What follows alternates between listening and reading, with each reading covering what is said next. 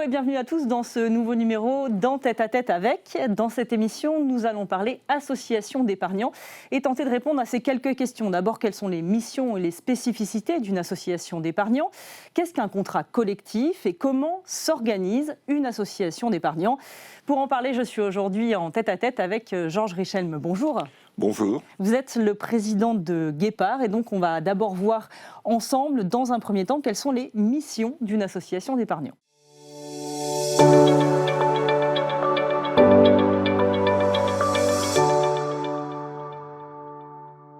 Alors, première question, toute simple, Georges Richelme, qu'est-ce que ça veut dire Guépard? Alors effectivement, derrière ce nom particulier, Guépard est l'acronyme de Groupement associatif interprofessionnel pour l'amélioration de la retraite et de l'épargne. En fait, le Guépard est une association à but non lucratif, association indépendante, qui conclut avec des assureurs des contrats collectifs pour le compte de ses adhérents, qui sont aussi les assurés. Et qu'est-ce que représente justement Guépard? Alors, Guépard, aujourd'hui, est une association qui a à peu près un peu plus de 40 ans. Nous avons fêté nos 40 ans l'an dernier, qui recense 38 000 adhérents et qui qui pèse, disons, en poids économique, 3 700 millions d'euros dans ce qu'on appelle le canton Guépard, c'est-à-dire un ensemble de primes versées par les adhérents sur les mêmes contrats qui sont gérés distinctement par l'assureur. Donc voilà pour la fiche d'identité. On peut peut-être s'intéresser à ce qu'est très concrètement finalement une association d'épargnants. Alors, les associations d'épargnants qui ont été créées il y a, une soixantaine d'années, ont été créées dans le but de distribuer des produits d'assurance qui sont émis par un assureur avec lequel l'association conclut un accord, qui est un contrat collectif. Donc ça c'est le décor. Les acteurs, c'est d'une part l'assureur. Alors l'assureur gère un contrat, le garantit, il le fabrique aussi bien sûr. L'association, elle recherche à travers un contrat collectif le produit qui va être le plus adapté aux intérêts de la collectivité de ses adhérents. Et puis il y a l'adhérent qui souscrit un contrat individuel avec l'assureur au travers du contrat collectif souscrit par l'association.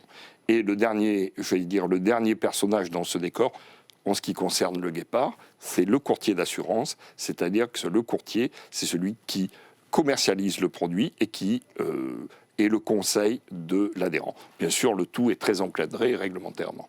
Donc, si je vous comprends bien, le fait d'être dans un groupement d'épargnants, ça donne plus de poids dans la négociation des contrats, c'est ça? Alors, tout à fait. Le fait d'être dans un groupement d'épargnants vous donne accès à un contrat collectif. Et c'est très simple de comprendre que si on contracte tout seul avec l'assureur, on n'est pas tout à fait dans la même position que lorsqu'on a mutualisé sa démarche. La mutualisation fait que l'association a plus de poids vis-à-vis de l'assureur que l'assuré individuel.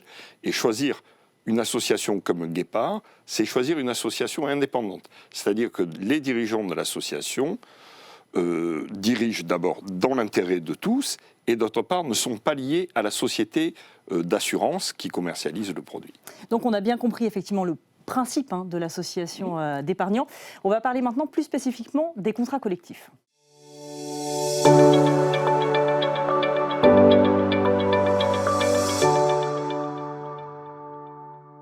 Oui, parce que c'est finalement le cœur de votre activité, le contrat d'assurance vie collectif. Quels sont les critères que vous regardez, pour bien comprendre, avant d'en choisir un ou plusieurs pour vos adhérents?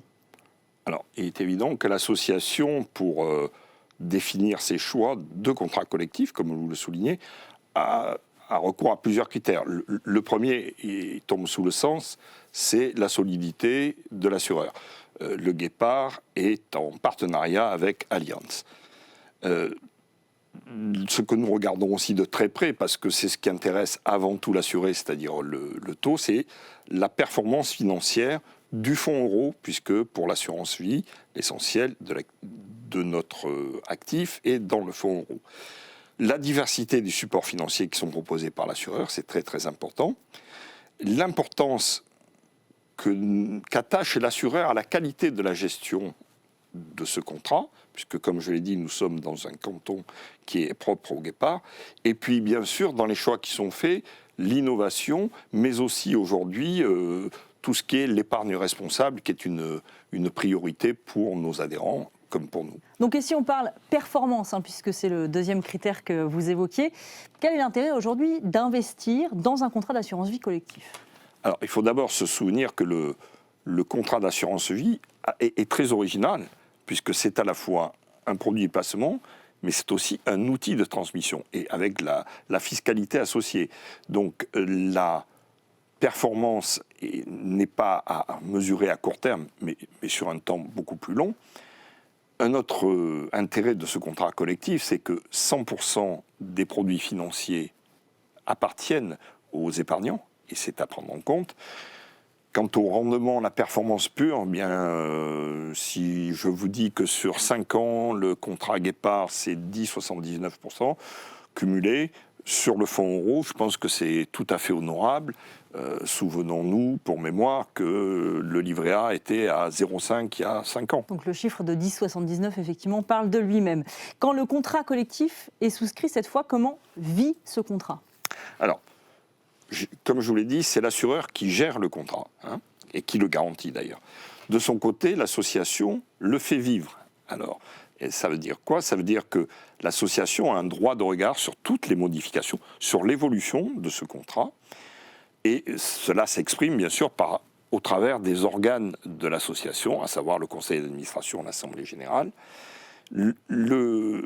L'association s'exprime aussi à travers des comités de liaison qui sont réguliers avec l'assureur pour suivre justement à la fois la vie du contrat, mais faire remonter la vision des adhérents qui sont représentés par l'association. C'est donc une relation tripartite, et cette relation est faite pour protéger les adhérents.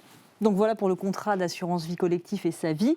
On va parler maintenant de la vie d'une association d'épargnants.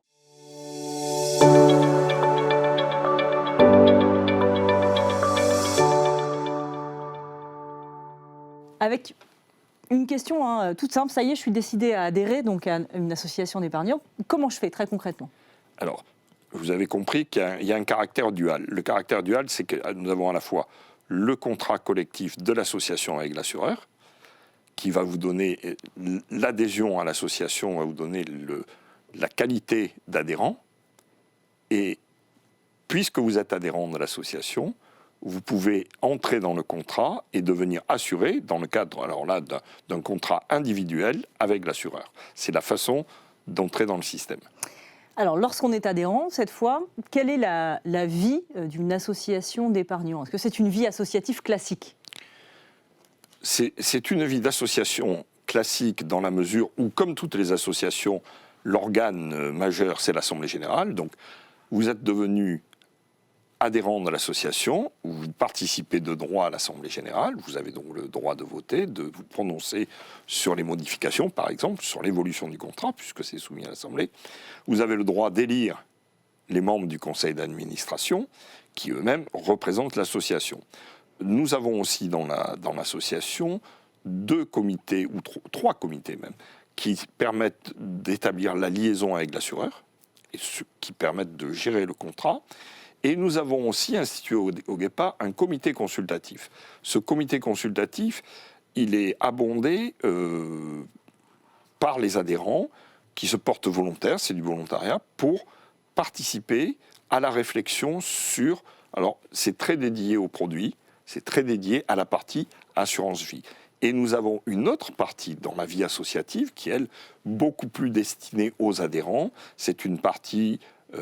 donc, d'un côté, la mutualisation à travers le contrat, et de l'autre partie, une partie service, partenariat, donc un site internet, de la diffusion d'informations financières, de l'information générale, de l'information patrimoniale.